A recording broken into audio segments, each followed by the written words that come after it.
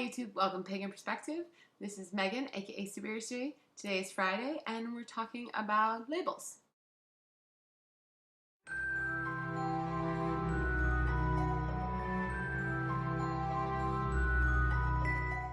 Hi YouTube, welcome to Pagan Perspective. I am Megan, aka Superior Sui, and this week we are talking about the idea of labels for our belief system, in particular the label soft polytheism.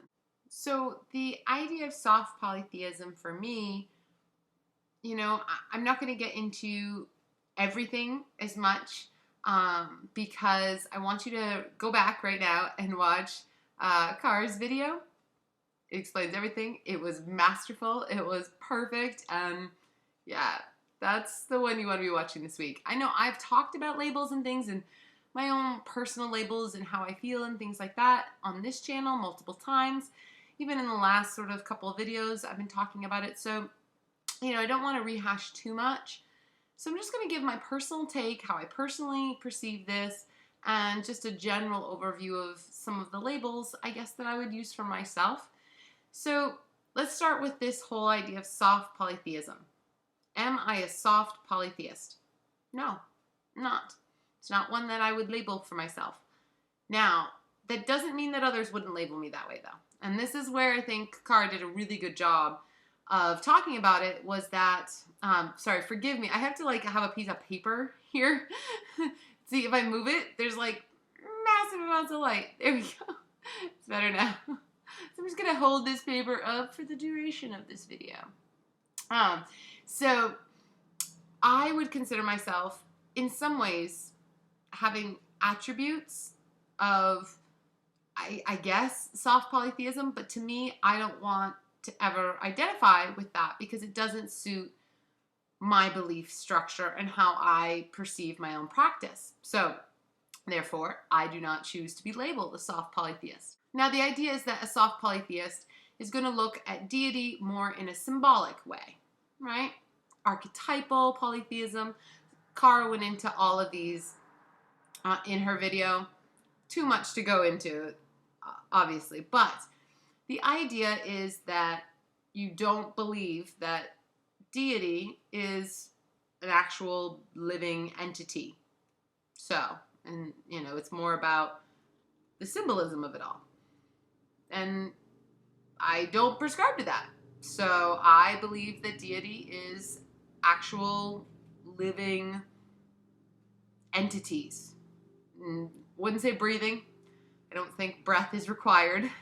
But I do believe that the deities are actual, real. I know they are.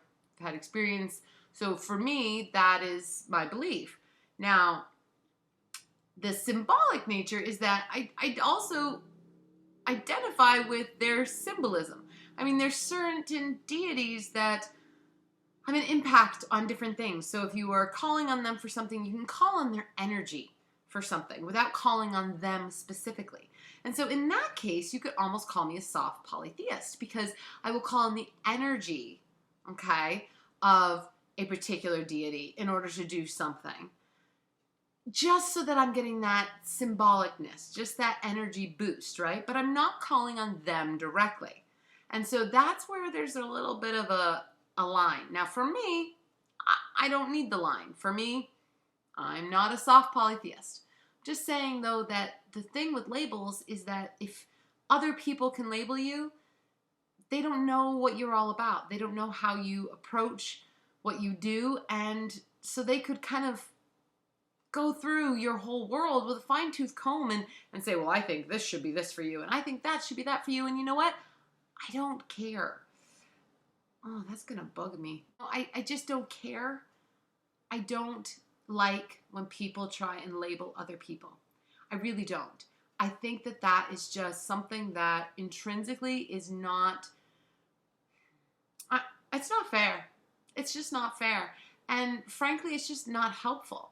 Now, yes, obviously there are some basic labels that we don't want to use, I think as Cara put it, in a way that is just grossly misrepresentative, okay? So, for example, I am not going to sit here and call myself, let's see, I will not call myself a redhead right now. Now, that somebody else might feel like, oh, well, maybe you're natural or something like that. Well, no, I'm not. I'm actually a natural blonde. I know it looks, but they're dark. It's a dirty blonde anyway. They lighten in the summer. But, if you were to look at pictures of me as a kid, I'm actually, full on blonde.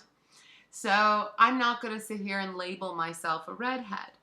Okay? Now, if I dyed my hair red, then sure, maybe I'd label myself a redhead. But right now I wouldn't, because it would be a real misrepresentation of what I am. Now, that's not to say, though, that I couldn't identify with the spirit of being a redhead. My mom is a redhead, so I could definitely identify with some of the cultural spiritness that gets associated with redheads sometimes. Certainly could. But to say I have red hair, it wouldn't really be accurate. Now, for me to say that I am pagan, and for somebody else to look at me and say, no, you're this, yeah, that's not okay. Because you have to look at what it is they're labeling themselves. Is it something that is a gross misrepresentation of what they are? Or is it something that really has more to do with opinion and the subjective nature of human beings? Because if it's the latter, then that's their call. All their call, not yours. And honestly, don't bother. I mean, I think we get a little bit all up in each other's business around labels. And it's really quite frustrating. And frankly, it's just not helpful. It's not going to help people bring into the community. It's not going to spread love. It's not going to spread joy. And what are you going to get out of it? To kind of go around pointing fingers saying, well, you didn't do this accurately enough and you didn't do that accurately enough. Really? What skin off your teeth is it? If somebody didn't use a perfectly accurate depiction of what a theist versus a demi-theist versus a soft polytheist or a hard polytheist, really, how does that affect you? Now, if it does, I'm sure there are some scenarios where it could, then okay, I understand that. But I think that should be more of some type of case-by-case basis. And I think that we need to have a bit of a revolution, if you would, in the way that the pagan community looks at new people coming into the community and looks at people within the community. And that we need to be more open and accepting and welcoming of anybody and whatever label that they choose to be. Because in the end, they're trying to seek out a new way of having a relationship with the divine and themselves. And that's amazing. Why would we want to stifle that in any way? Okay? Now, if somebody goes around and is in some way being detrimental to the pagan community, then absolutely we need to stop that. We don't want people, for example, there was, I believe in Florida, police officer who was claiming that, there were murders committed and that they were Wiccan sacrifices. I mean, really? No. That's a gross misrepresentation. Somebody can be a Wiccan and a murderer, but not all Wiccans are murderers, okay? Just like somebody can be Christian and a murderer, and not all Christians are murderers. Just the way it is. The two are, they're not linked. So the idea is that if there's a label that somebody is using that is causing harm, then absolutely we need to act on that. But we need to look at, is it really harmful if somebody calls themselves a polytheist but doesn't define themselves as soft or hard, or uses soft in the wrong way, or maybe reappropriates the term to something more that they feel like fits them? As long as it's not harming anybody, it doesn't matter. Okay? And that's my personal belief. Other people can think differently, and that's the best part. Everyone gets their own opinion. For me, I really feel like we need to We just need to be more loving. I know I said this in the last video too, and it comes up again. Just keep seeing so many times over again that people, young people especially, who are coming into this community primarily from the internet, are getting just horribly trolled by people and talked down to as if, well, don't use that, or you can't use that, or that's not this. And they get so bogged down in the labels that in some ways they're losing the spirit of it. And that's just not fun.